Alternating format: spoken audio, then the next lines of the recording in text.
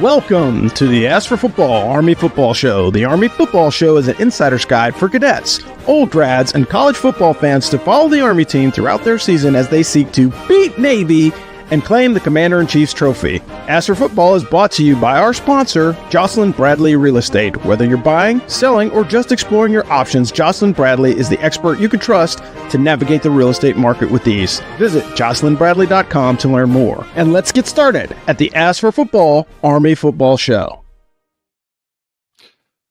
Well, guys, the last thing I remember, Army had just won the American Athletic Conference Championship.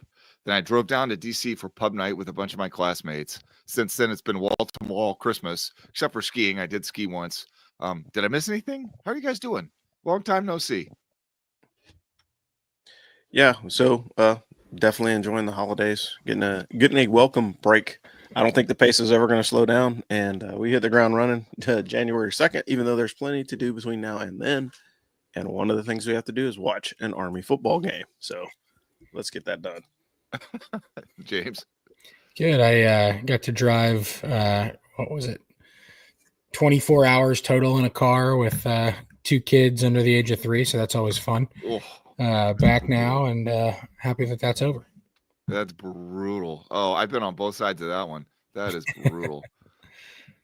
Well, I'll tell you someone who won't drive you crazy, and that is Jocelyn Bradley, realtor and sponsor of this show. Rob, would you like to tell our audience about Jocelyn? Absolutely. If you're PCSing to Fort Liberty, we have the realtor for you. Jocelyn is a veteran who spent her Army career in logistics. There, she discovered her passion for making a difference in people's lives. She's committed to helping her clients find their dream home when they're in the market, and she provides exceptional service when she's working for you. Jocelyn has decided to support Ask for Football this season, and she's the right person to get you into the home of your dreams. Jocelyn has an extended network of veteran realtors who can support you if you're moving somewhere else in the country. So if you are in the market for a home, Jocelyn should be your first call. Look, it's already crazy enough PCSing. You might as well go with somebody that you can trust. Jocelyn can get you pointed in the right direction, whether you're coming to Fort Bragg or not. So she is a great resource, and we appreciate her sponsorship of the Ask for Football show.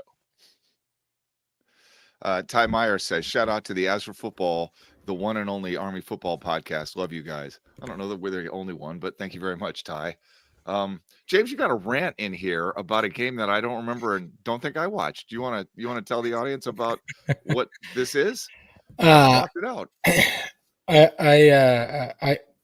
I know that Dan is getting older, but man, those beers are starting to affect you a little bit more and more if you're blocking out hours of time like that, Dan.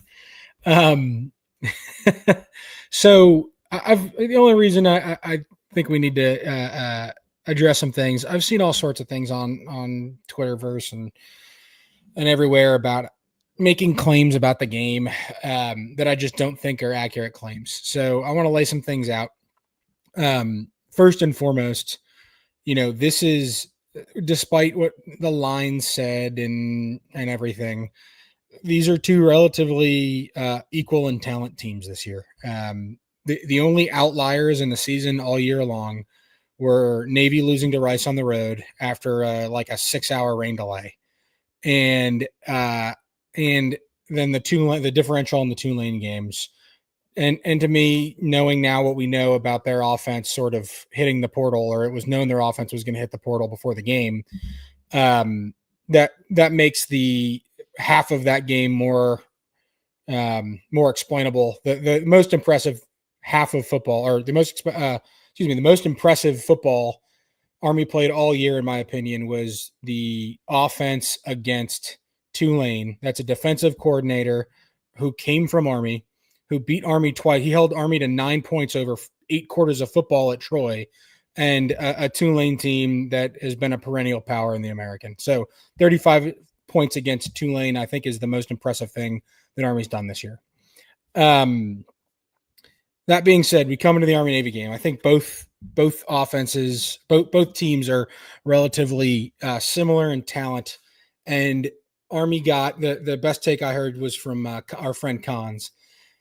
They got outplayed and they got outcoached, and it's as simple as that. Now, I don't want to make it sound like I'm making excuses for that, because that's what happened, and Navy did play well, and they did coach well, and they had a good game plan, and they won the game because of it. But I think there are some reasons why Army got outplayed and outcoached. that, again, it's not an excuse. It's just going forward. These are some things to look out for in future years. Number one, Navy played their last meaningful game of football before the Army-Navy game against Tulane on November 16th. So they play that game. They're no longer able to make the conference championship game. They have a bye week the next week. Then they play East Carolina in a game that does not matter, and they sit their starting quarterback for. Then they have a bye week conference championship week, and then they play Army. So after November 16th, they have a month of Army prep with the caveat of maybe a half a week of particular East Carolina prep for the backups mixed in there, but effectively a month of Army prep. And I've seen people say, well, it's not like Navy had what Army has had in previous years when they weren't in the American and things like that. And that's true to an extent, but they had a lot of time to prepare. The way that you win these games is by taking your offense and having creative plays to get around a defense that knows your offense well. And when you have a month to create and expand your playbook between meaningful games, that's extremely valuable. Army did not, obviously. We know in the time, so November 16th was the same weekend that Army had off before Notre Dame. So they had 2 weeks to prep for Notre Dame, UTSA for the right to host the championship game, and then the championship game, all in the time that Navy had to prep for Army. So as far as how big the playbooks were, Navy's playbook was bigger, and they had every reason to make it bigger, every ability to make it bigger, and kudos to doing that. Army clearly did not have the offensive, the extra playbook that they normally have going into this game. That's number one.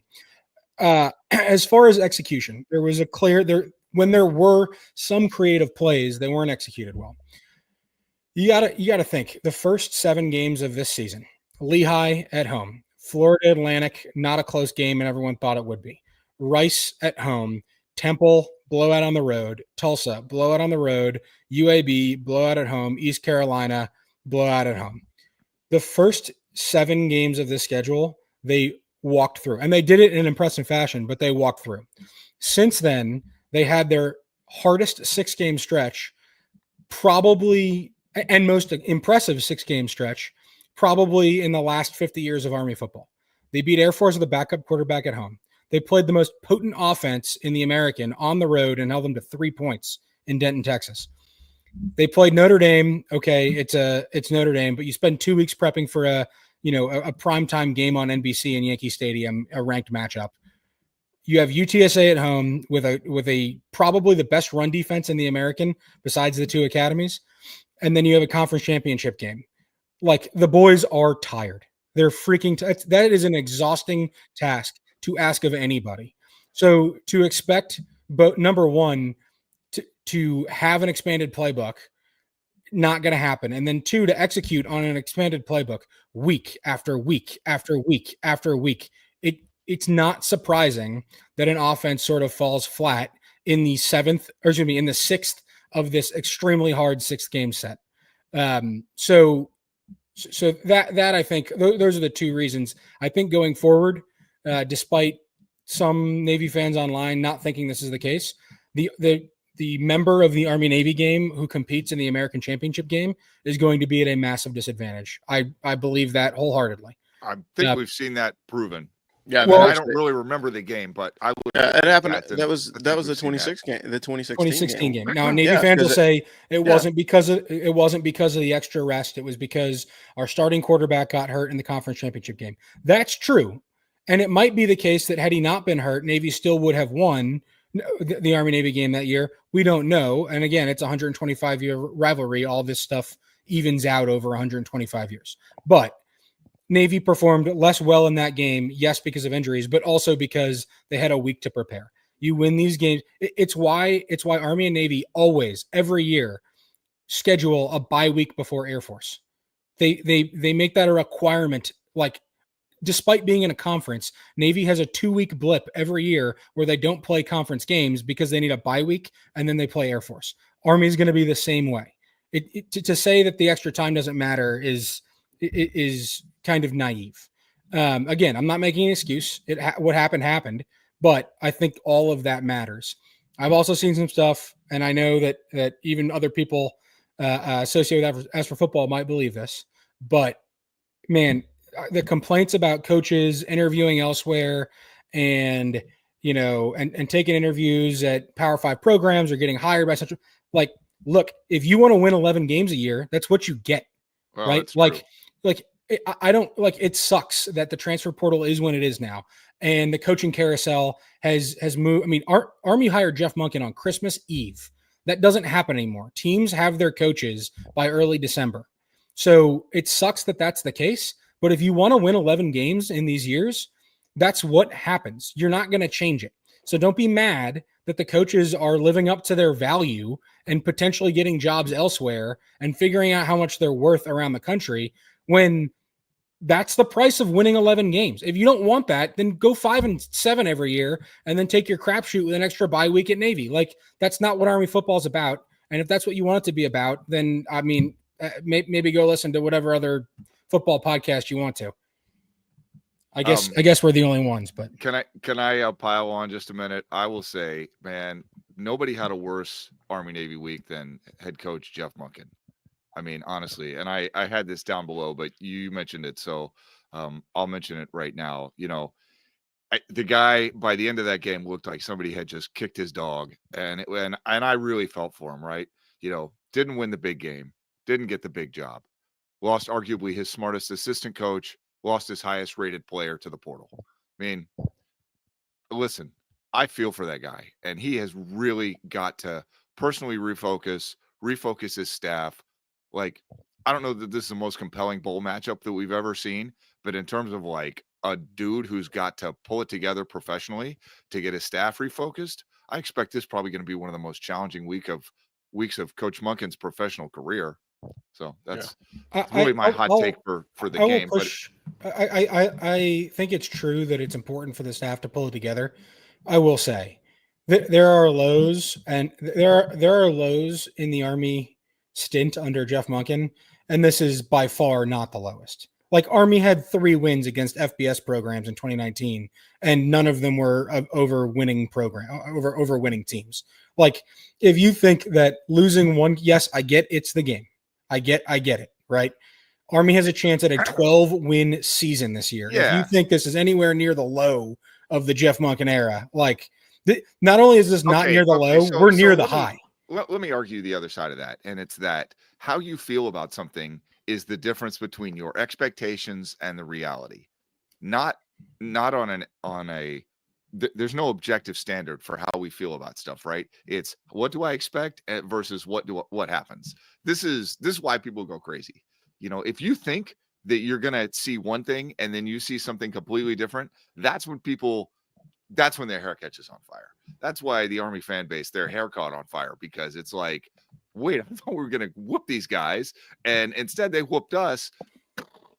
So, and the coaching staff is going to feel that twice as much. That game plan was, we're going to run these guys over. Yes. And by the way, I don't hate that game plan. Like, if Army is going to win that game with the disadvantages that I've laid out in front of you, that's probably how they do it, right? Their offensive line dominating. No, they needed to throw. They couldn't, Dan. They tried, and Bryson kept overthrowing people. Was way off. Is he hurt, by the way? He looked like he was I don't know, but they're not winning that game. You're not going to out pass Navy when they have a month to prepare. Why the hell not? Sure, because they have a month to prepare. Oh, and by the way, they've thrown. Okay. How many yards does Navy have throwing this year? Listen, I told you up front, I didn't even see the game. I wasn't there, and I don't remember it. But I don't think I agree. I think Army believed that if they were going to win the game, that they need to run those dudes over. Yeah. Right. And if they weren't going to do that, it was going to be hard to out coach a team that's had 4 times the prep. How is throwing 7-yard outs out coaching anybody? Because you can only do that once or twice before the DBs key on it. You can't do that over 4 quarters. And once they you need creative. You need creative play. All right, creative play. Pagano takes your side, James. He says the Army loses that game 9 times out of 10. Well, listen, maybe not last year. This year with their offense. Now, I will say this. This is an important point. This is the case. This was like, I hear dumb things at the end of the streak. I hear dumb things from Navy fans the last 2 years. Like, I hear dumb things all the time in this rivalry. When one academy does something good, it helps all 3, right? As much as Army fans hated what Keenan Reynolds did to them, it paved the way for Army to finish the season ranked in 2018. Like the model that was brought in by the way that Navy did things in the early 2010s paved the way for Jeff Monken to make all sorts of changes in Army that made them good. If you don't believe me, look at the history of NAAA, look at the history of the Army A Club, and tell me that Army shouldn't have started their A Club 15 years earlier like Navy did. Tell me they shouldn't have changed their offensive line, Sure. weight requirements like Navy did 10 years before they did. It's obviously the case. When it comes to this year, what is clear is that Army had the more consistent offensive performance. Navy had the higher ceiling. Why is that? Navy had a more complex offense. Did it work every time? No, they lost to Rice sometimes. But when they were performing very, very well, it's really, really hard to defend that. I do think that Navy is going to learn from things like the Rice loss and maybe pare down their offense a little bit. And I don't know about next year because they're going to have a quarterback that's run it for a year, so they might not. But especially with not senior quarterbacks that don't have a lot of time in the system, they're not going to be as complicated to try to get more consistent. And I do think that you're going to see a lot of things from Navy's offense this year incorporated into Army and Air Forces. Like this is how the triple option works. They change the rules. The blocking rules change. People adapt. One of the academies does it better. The other academies follow it. And then they all compete again. I think you're going to see Navy's offensive line get bigger next year. That's for damn sure. All academies all sort of do their own thing well, and then they copy each other. That's always been the case. And I think you're going to see that again next year. All right. Rob? Yeah, my only thought is, and it's something that I've said for years, Bryson Daly cannot throw an accurate pass under 25 yards. I mean, it scares me in that sweet spot where he could be throwing. It always, man. I was in the stands for Tulane. He threw worrisome. 2 passes, total of 15 yards, right on target. Worrisome. It was always worrisome though. It was always worrisome. And the other part of it is like we use a lot of the play action to set up the pass. And so you take what would be a 3-step drop and turn it to a 5 or 7-step drop because of the action of the pass. And so that doesn't help them either because there's no, there's no pure straight drop back passing with Army football, which is fine because you want to give them the, you want to give them the look as if you're running the ball. But like the difference between the Tulane game and the Navy game is, Tulane tried to make Army beat them over the top, and they did. And then Navy tried to make, Army quarterback beat them passing short, and it didn't work out, because it's run and then beat them short. I mean, when you look at the explosive plays that Navy had, is they had 2 quick hitters that was a swing pass and a screen, and both of those went for like 30+ yards. And off to the races. Yeah. We got go ahead. No, so it's just it's very much a contrast of styles, and things will change, like James said. It will evolve. But the other part of it is like the expectation was, I think the thing that we're not talking about is I think some of the team was reading their own headlines, like, hey, we're just gonna go through here and roll through these guys. And that didn't happen. Look at the score. We beat Tulane, so it should be smooth sailing against Navy. And that was not the case. They weren't the only ones who thought that. We got a comment in the chat. So talking about O-line size is a superintendent to superintendent issue. So technically that's true. Any superintendent could end that right away, but it was never the case at Army that they could grow to 315 pounds. And then the superintendent, when Jeff Monken showed up, changed it, and it hasn't changed back since. Navy had that happen years before Army. And Jeff Monken made a lot of things a condition of his hire at Army, like forming an A club to pay him. And because before him, you know how the head coach at Army got paid before the A club existed? The head coach got the maximum government contract that's allowed under the law for like $200,000. And then the superintendent's slush fund money had to go to support his contract. Like, that's how we used to pay head coaches, and we're pretending like we can compete with other service academies. It was ridiculous, right? Now they can pay Jeff Monken $2.3 million or whatever it is because they're not the government. They're a nonprofit that runs the sports. So there's that half of it. But point is, there was a big shift that happened in academies from like not being willing to play top-level Division I football to being willing to do those things. And it happened at Navy and Air Force much earlier than it happened at Army. Second thing, back to Rob's point, I think the big lesson here is adjust your expectations. The expectation shot for Army football on any given weekend is larger than like the normal team because they play the triple option. And when you're playing a CIC game, the expectation shot, like it's like shooting a shotgun from 300 yards, right? Like that's the left and right limit of where things can go. So that's where your expectations should be. And you shouldn't be surprised if it falls anywhere within there. Well, all right. So I will close this out by saying that, in my quick takes on the game, I said I was going to go skiing, and I did that. The healing power of being on my snowboard made me feel much better. And with that in mind, I am ready to move on. And so we will move on to tell you about Craig Oxane, who is the area sales manager and mortgage broker at the Money Store. Friends, as you know, Craig is a member of the West Point class of 1994, licensed to lend in all 50 states. Friends, he's one of the most successful VA lenders in the country. Craig offers super competitive rates, gives you the best deal that he possibly can. And why is it important? Because the mortgage process is freaking confusing. Interest rates move all over the place. You got to sign like 2 inches of paperwork thick to get your house, and you don't know what's in all that, and you really would like to deal with somebody that you can ask questions to, who's going to care about you, and not just a random big box bank, mindless website, whatever. And it's a terrifying process to sign up for the hugest loan you're ever going to have in your entire life. Trust me. And this is how the West Point Network actually functions, right? Craig is helping us stay in business here at As for Football, and we're helping you to get the best deal on a mortgage that we possibly can by introducing you to the man that you need to meet. And plus, it's important, Craig does not charge lending fees for veterans. It's huge savings, like $1,300. Guys, save yourself $1,300. Like, it is not that hard. So Craig Oxane, his link is on our website. I still need to change it over. He's got it's a blue and green card there. Click the card, fill out a little thing. I've got a green one I got to put up. I just haven't done it yet. And you fill out a little questionnaire. You'll be talking to Craig in a couple of hours. So with that in mind, let's move on to the Independence Bowl. And James, you have a little note in here. So why don't you tell us a little bit about the Independence Bowl while I get a beer and take a breath? Sounds good. All right. So Independence Bowl, it's one of the older bowls in college football. And originally they were supposed to play the Sun Belt champions, Marshall, their coach. I guess it was clear throughout the season that their coach was not going to be asked back following the end of his contract. He then won the damn Sun Belt and got hired away by like a 2-10 team from the bottom of the Sun Belt. And was it Southern Miss or South Alabama? One of the two. He went to Southern Miss. Southern Miss, yeah.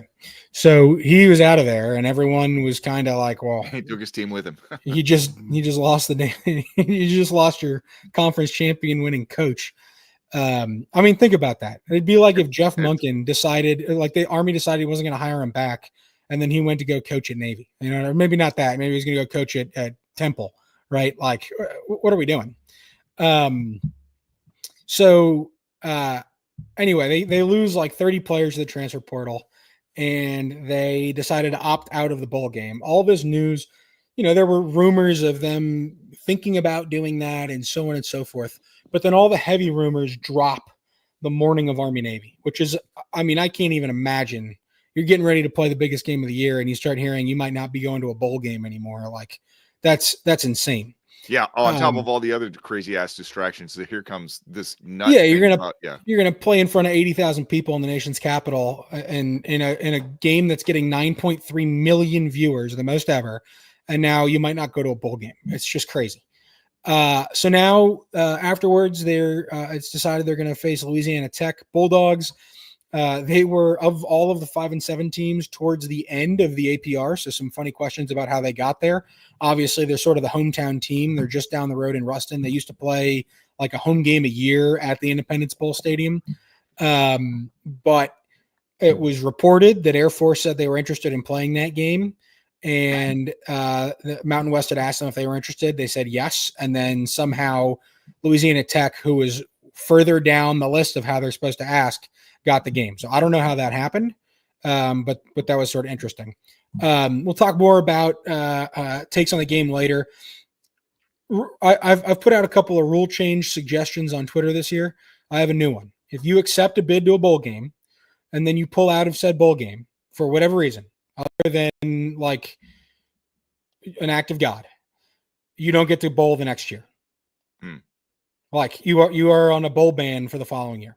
I mean, if you did that, then Marshall would have, rumors said that Marshall was holding open tryouts to try to field the team for this game. Oh, BS. Number one, no, they weren't. They have plenty of freshmen that can play. Number two, all the reports I saw were like, well, they were embarrassed. They just lost their coach to Southern Miss after winning a conference championship. They don't want to get embarrassed again. Shut up and take your whooping, Marshall. Like, you screwed up. You didn't sign your coach back. You're going to a bowl game now. At least have the cojones to show up like Houston did. Yes, Houston got beat 70-14, and it was very embarrassing, and it sucked. But you know what? They showed up. I have a lot of respect for that.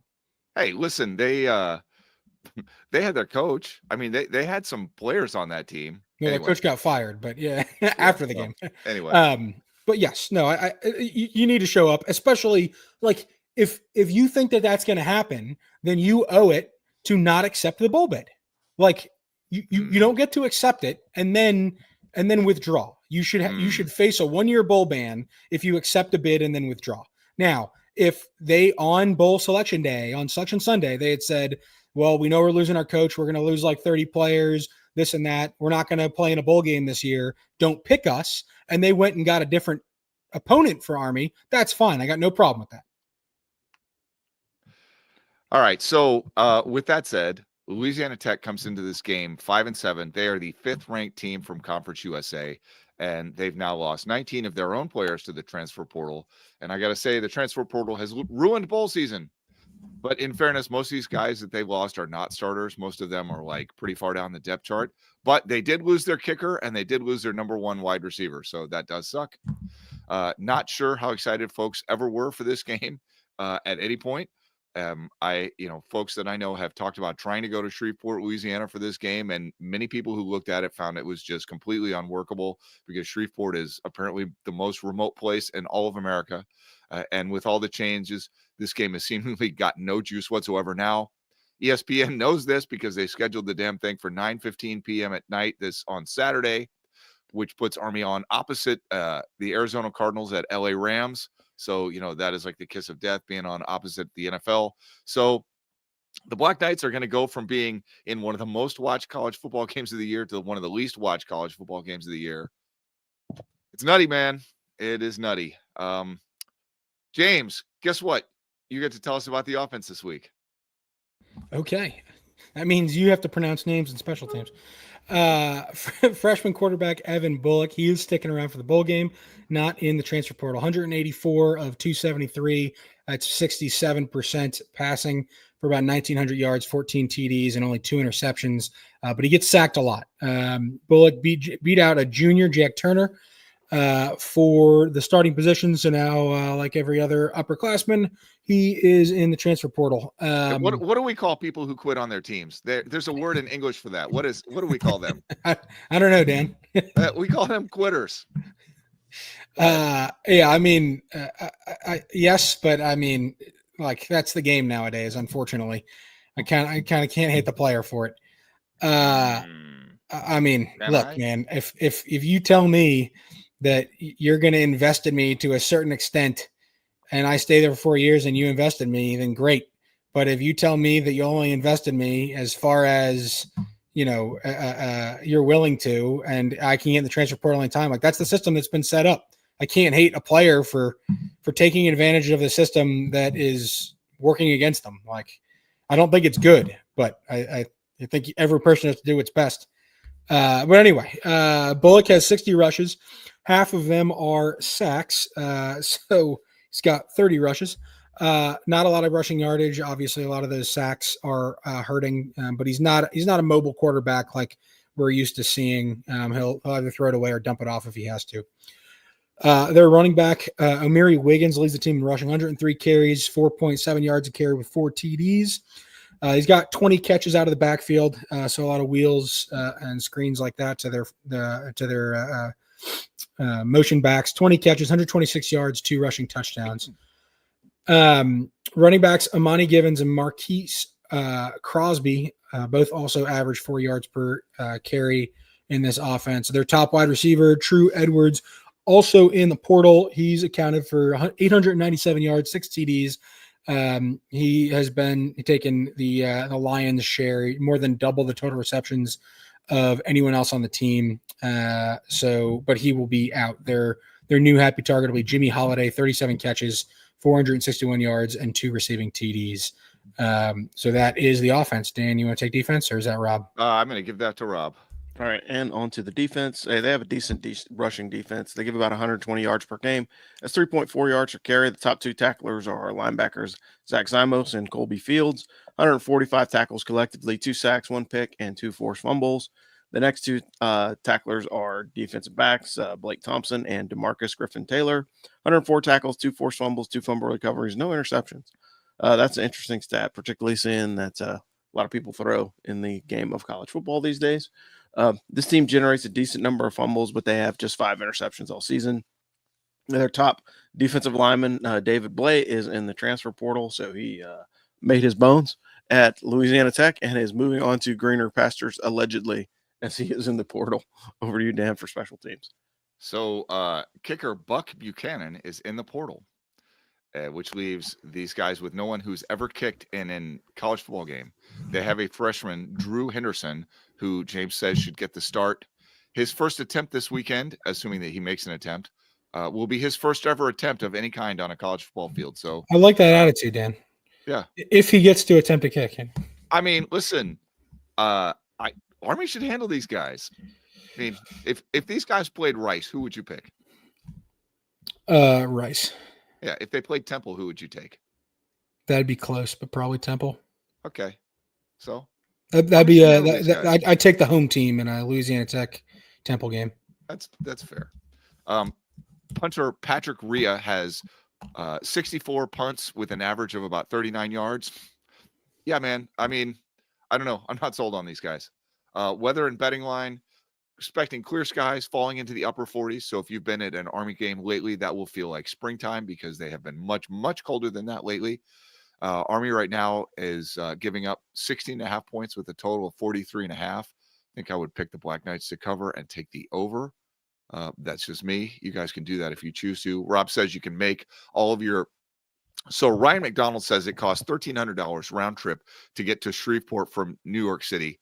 $1,300 is a lot of money to go watch Army play the 5th ranked Conference USA team. They're kind of saved by the bell, though. At least the bowl is, just because they have the hometown team. Like, yeah, obviously, yeah. So they'll get some attendance for sure. And I mean, what's around there? Nothing? I mean, I know there's the Barksdale. What is that? What is Yeah, you got the Air Force. You got the Air Force Base there, and there's a ton of casinos. So if you're into the hardcore gambling, you could actually make some of that $1,300 back. Yeah, that's what I was going to say. Rob, if you're bold, Rob says you can make all that back. So I guess if, take it from Rob, and Rob has told us you can make it all back. So you guys are going to need to lay about 650 on Army minus 16.5, and another 650 on over 43.5. And Rob says you're good. So yeah, golden. Now there is no guarantees on that, so do not call me asking for your $1,300 back if it doesn't go your way. For sure. What is that? What is that? Not Gulf Shores, the casino that's right there in the mud flats. I went there one time with my ex-wife, and she was in love with the place, which is like, okay. Well, anyway, if any of you guys know which casino I'm talking about, drop that in the chat because it's going to drive me bananas. Rob, you want to tell us why you're very disappointed? Yeah, I just got one note, man. Like, Marshall, get it together, man. Like, you guys have one of the most iconic football programs in college football history. You got a movie made about you, and you guys couldn't keep your team together. Well, at least wait until after the bowl game. I mean, I don't know if I would go to the extreme of like booting them from the bowls for the next year, but I mean, that may actually work to keep people in line because, like, I'm getting this feeling that the pendulum is going to swing back in college football, that the transfer portal is going to tighten.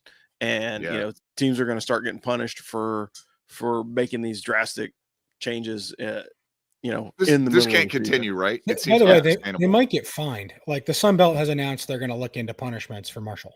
Okay, as they should, right? Because I mean, like it's bad for the brand, right? If you're thinking about it from the brand of college football, and each one of these conferences is a brand in and of itself, it's bad for your brand. So like you have to kind of punish them or something to drive that point home.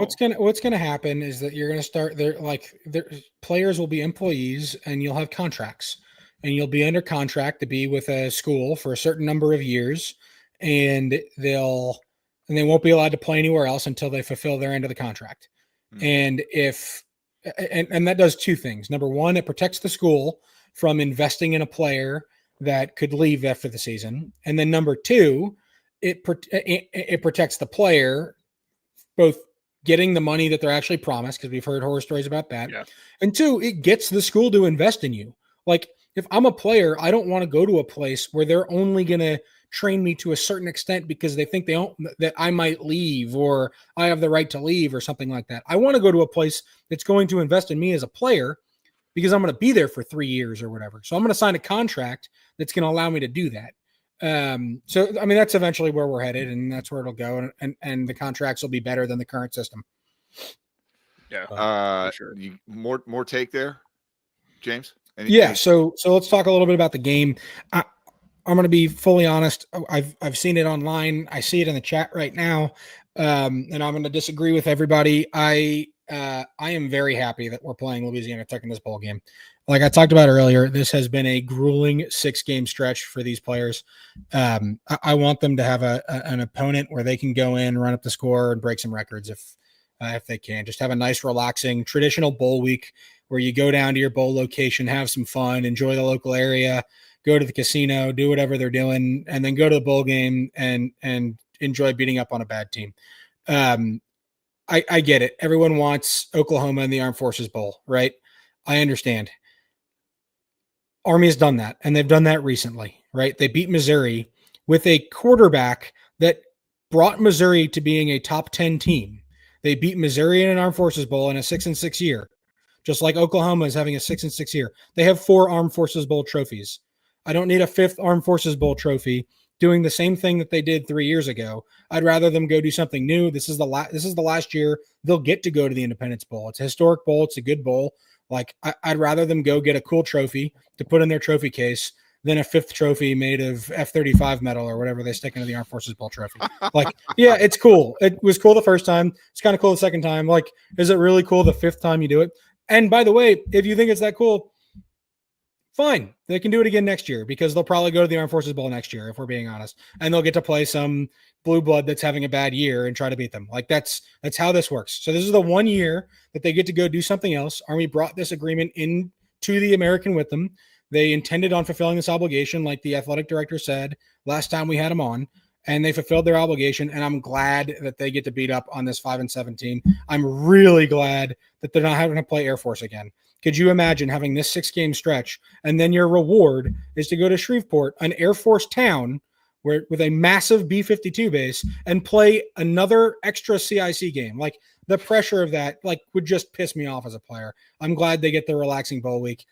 I'm happy next year they can go beat up on, who knows, LSU in a down year in the Armed Forces Bowl or whatever, right? Whoever's having the down year next year, and they can go have fun doing that, and great. So I will agree with you that there's nothing wrong with the bowl, right? They brought that bowl with them. In a vacuum, we would have been excited about going to the Independence Bowl. It is objectively a much, much, much bigger bowl than the Armed Forces Bowl, notwithstanding how this crazy shit shook out this year. So I agree with all of that. And I even thought, when they were matching up against Marshall, conference championship versus conference championship, like I thought that would be an interesting game. Like that's an interesting bowl game. And in the sense that we used to have bowl games to pit, the conference champion against conference champion, or number 2 in the SEC versus number 2 in the Big Ten or whatever. Like that was cool. And I thought that this would be cool. So, Marshall losing their whole team to the portal, including their coach, like that's nutty and it sucks. And it kind of screwed this up, but what can you do? That in mind, this is a middling Conference USA team led by a freshman quarterback that's lost their top receiver, their best defensive lineman, their kicker, and a bunch of their depth players. Like, yeah, Army should beat these guys pretty handily. The game should not be close. But again, put yourself in the mind of a player, right? You did the American Conference Championship game, took tees, went to Army Navy. Like it was this whole mind-blowing thing. Went home for a couple of days, got on the plane to come back. Essentially they're going to just I don't know if you guys, now we're going to get really Army, but I don't know if you guys remember what it's like to breach an obstacle, a complex obstacle when you're in an armor battalion. But, there's this whole thing, right? And you can either do it as a deliberate thing or in stride. And if you're doing it deliberate, it's like you set this whole thing up and you have like this set piece battle plan. If it's in stride, you just sort of drive the Miklik up, hope for the best, drive the plow through, and then that's hope nobody blows up. And Yeah, totally. Yeah. So that's an in stride breach. And this team has been playing in stride now for several games. And this is, nobody goes to a bowl game like this, play Army Navy, take 4 days, take tees, go, take 4 days to go home for Christmas, then come back, just these guys even had a practice to look at this team on film. Like, this is going to be a crazy game. So, and again, Army coach Jeff Monken, in the midst of one of the more challenging months that he's had as Army's head coach, right? Has had some stuff go not his way, and he's got to get his staff refocused, get his team refocused. Like, it is one thing for me to throw up my hands in disgust and be like, screw it, I'm going to go snowboarding for 2 weeks. Like, I can do that because I just have this podcast and nobody cares. But coach is stuck in this, and he's got to fix this. So I think we're going to learn quite a lot about what kind of organizer he is, what kind of motivator he is in really challenging situation. This is a really, really challenging situation for everybody involved in Army. So, I mean, you got to realize, like, Jeff Monken, and he's going to. I don't want to like leave the listeners here with like he's got to get this figured out, and he might not, and it's this perilous. Like, he's going to figure it out. Man, that's a story. That's how you build the anticipation. No. I mean, I don't want to. I don't like that. Oh, don't worry. They're going to blow up the Death Star, kids. It's fine. They'll be fine. Like, you understand that Jeff Monken is the type of coach that can recruit a coaching talent and develop him to the point where an offensive line coach at the United States Military Academy goes directly from that job to being the head coach of an FBS football program. That doesn't happen. Like, that's not a thing that happens ever. Like, that's incredible. He's going to recruit more coaches like he always does. We're going to be asking the same offseason question of, is Nate Woody going to be our DC next year? Because he did an incredible job. Like, it's like he might go and then he'll find another Nate Woody like he always does. His coaching tree has the defensive coordinator of Texas A&M, the defensive coordinator at Tulane, the head coach of Central Michigan. And that's just what I can think of off the top of my head. Okay. I still think it's challenging. If I had to actually do it, I'm telling you, I would spend a few hours like in my feelings. I'm not saying that he's not going to make it work or that they're going to show up anything less than fully prepared in the bowl game, because I don't believe that. But if you think it's easy because he's always done it and you can take for granted that he's going to pull it off, don't do that shit. I'm not saying it's easy. Appreciate brilliance when you see it. Appreciate how difficult it is to do. Yes, it is brilliance. But to say that he might not, like the hole that he inherited was 10 times bigger than the hole he's in, if he's even in, if we even want to call it a hole. Sure. Okay. So to assume that he can do this is not a bad assumption. I'm not saying it's easy. It is a very hard thing to do, but he's proven time and time and time again in holes much bigger than the current one that he can do it. Okay, so this is one of those places where I think we just have a difference in life experiences, and I don't want this to come out the wrong way, but like, I got married, I got divorced, I went to Korea, I came back, and it was like, here I was, 27, 28 years old, living in Hoboken, feeling like I'd somehow turned back the clock to be 23, and that probably sounds like it's amazing, but in fact, it was very weird because everyone that I knew was like married and had kids, and I'm out there batching it at the local club. And and honestly, it was depressing. And it's about sort of expectations versus reality, right? So here's Jeff Monken, has just completed his 11th year at Army, and he has a certain, at the end of the year, he thought he was going in one direction, and now here we are, and things are not going that direction. So I'm telling you, that is hard. On a personal level, yeah. I mean, maybe. I still think Army's going to win 8 to 9 games next year, and we're going to be singing his praises. Like, Well, let's hope so. yeah. But I'm telling you that you can land it on your feet. Shaun White is the greatest snowboarder who's ever lived, right? And 9 times out of the 10, 9.5 times out of 10, he sticks the landing, and you're like, Jesus, he makes it look so easy. Is it easy? No, I'm not saying it's Okay. easy. I'm just saying, like Shaun White, Jeff Monken is very good at what he does, and you can expect Shaun White to land it 9 out of the next 10 times. Yeah. Walter Smith III says, I don't think Dan is saying he's in a hole. He's just saying it's a challenging time. Yeah. I think he was in a hole. If y'all saw pictures of that press conference after the Army Navy game, my dude needed to dig himself out. And then Ken Hatcher says, we need an As for Swim show to discuss how NIL, revenue sharing, and the transfer portal is impacting other sports like swimming and scholarships and roster limits. Ken, you are not the only person to ask for that, but dude, it is a lot of work, and I have been skiing. So, well, I mean, good news for Army in that situation. Army, Navy, and Air Force are going to be the only places left where you can go to college for free for swimming and soccer, and they're going to start winning. They're going to start being really good.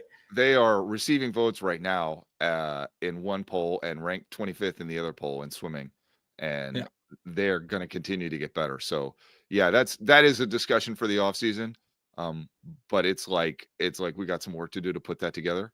So anyway, yeah. Rob, you've been sitting here for a while. You want to say anything else before we close this out? No, I'm good. Let's go fact or fiction. All right, man. I'll start. I believe Ethan Washington plays at least one series in this game. James? I'll say. All right, Rob? I'll say fact. Hey. It's going to be a blowout, man. I hope it's fiction. And the only reason I say I hope it's fiction is because I hope he's a senior.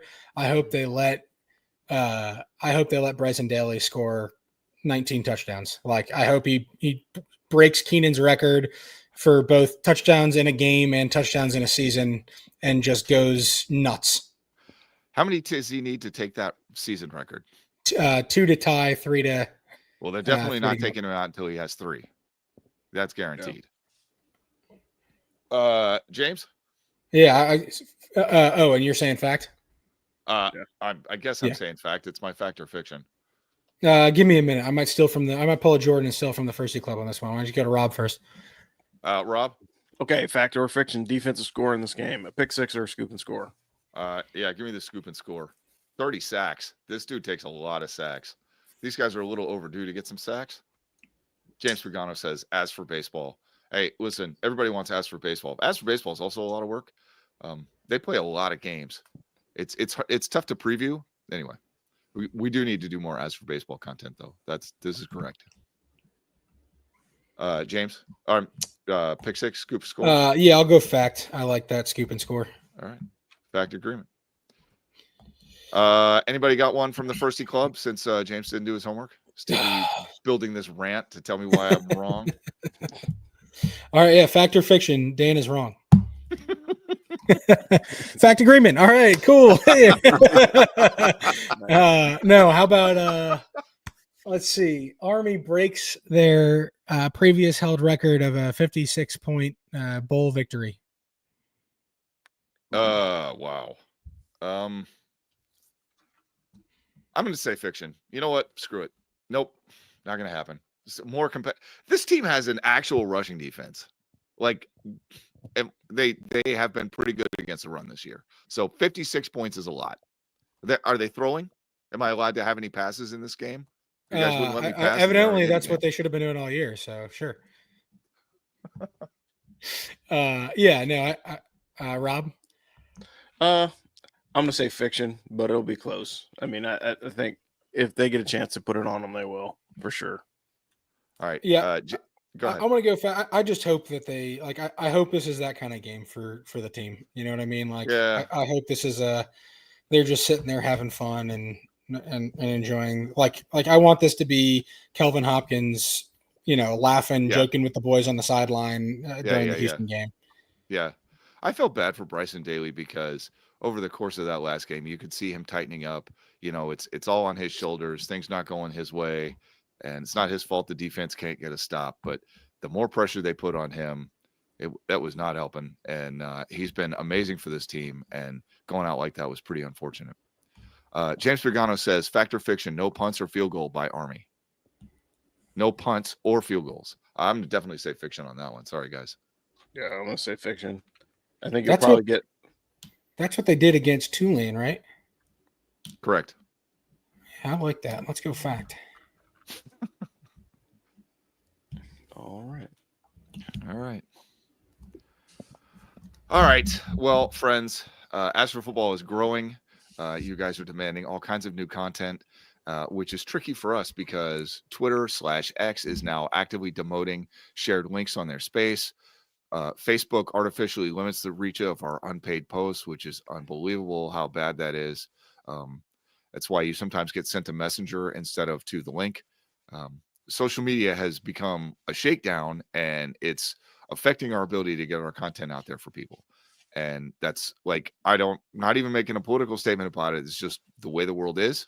But the good news is that the people who like As for Football tend to really like As for Football. So we do have that on our side, which is a lot. So there's a couple of things that you can help us grow. And probably the biggest thing you can do is just to forward our weekly mailer to your friends who also like Army football. Sign up for the mailing list yourselves. I suppose I could add into to show forward the show link to your friends too.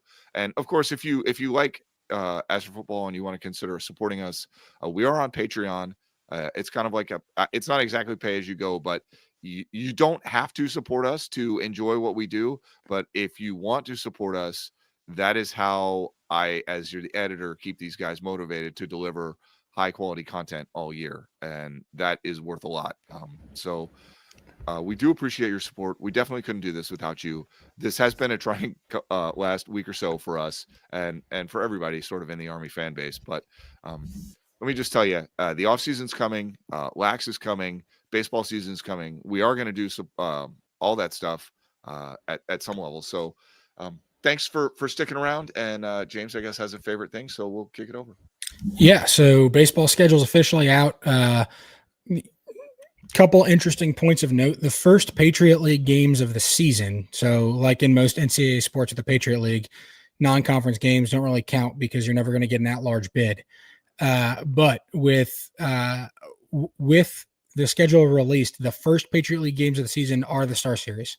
So it's three games set, doubleheader on Friday and the third game on Saturday. And those are, it's the Star Series is at Navy this year. So first games of the Patriot League season, right away into the Star Series. They'll host a doubleheader against Navy on the 29th for the last two games, but those won't matter for the Star Series. And then the other, go ahead. I was going to say, Coach Trask talking about not taking their coaches for granted. Here's a guy that has, I hesitate to say done the impossible because they've won 6 times in a row, but we talked to guys inside the team and they were, I don't want to say they were surprised by how well they did, but this last year wasn't a year that they had picked out as we should win the Patriot League and kick the crap out of Navy. But that is what happened because that's a good team with a good coach. So don't take that for granted. They're pretty good. And he's a Hudson Valley guy through and through. Yeah. His wife is from the area. His father-in-law is Coach McGarity, who coached Army women's basketball for years. He coached at Marist and Army before he became the head coach at Army. So he's a local guy and hopefully will be there to stay. The only other point of note on the baseball schedule, they were playing some road games against Air Force. First time in a long time they're doing that. Hopefully that means that next year we get some Air Force baseball visiting Army. And usually we'll play them in like a preseason classic down in Houston or something like that, but not true road games or home games. So that's kind of cool. And then men's and women's lacrosse still isn't out. This is the latest I've seen men's lacrosse go without announcing a schedule. Makes me think that they're still negotiating some terms, which is interesting. They have UNC. We know from other team schedules that UNC is coming to Mikey in a return game from last year. So Syracuse people out there, it is possible. It is possible for an ACC school to play lacrosse at Mikey Stadium, just in case you guys had forgotten. I don't know if Syracuse will do that. I was having a discussion with another lacrosse guy, and we were making fun of Syracuse. It's like they have 85 people listening to this. 83 are like, why are they talking about lacrosse? And right. Syracuse has like the appeal, the football appeal or the sports appeal of like a lower ACC school like Pitt, the academic appeal of like less than Lehigh, and the attitude of an Ivy League. So if that gives you anything about how I feel about Syracuse as an institution, there you go. Hopefully we get a return game, or at least one more game on the schedule. Most of it's pretty we know what Army men's lacrosse schedule is going to be based on the other early schedules, with maybe 1 or 2 games left to be announced. But Rutgers is normal, UNC, and then we're hoping for maybe one more big name like a Syracuse or a Notre Dame. But all right, let's close this thing up. We've been on almost an hour, and I thought this was going to be a quick show. So, gentlemen, thank you very much for making time the day after Christmas. And if you're watching on here, thank you very much for making time for us. And with that in mind, let's beat Louisiana Tech. Beat them. Beat the Bulldogs. Thanks for listening to this week's Ask for Football Army Football Show. We hope you enjoyed our deep dive into Army football. Remember, if you're cheering in the stands or following along from home, get all your updates on the Army football team at askforfootball.com. And as a special thanks, we would like to thank our sponsor, Jocelyn Bradley Real Estate. If you're looking to buy or sell a home, Jocelyn Bradley is the expert you need. Visit jocelynbradley.com for all your real estate needs. Don't forget, subscribe, leave us a review, and follow us on social media for all the latest updates. Until next time, go Army, beat Navy.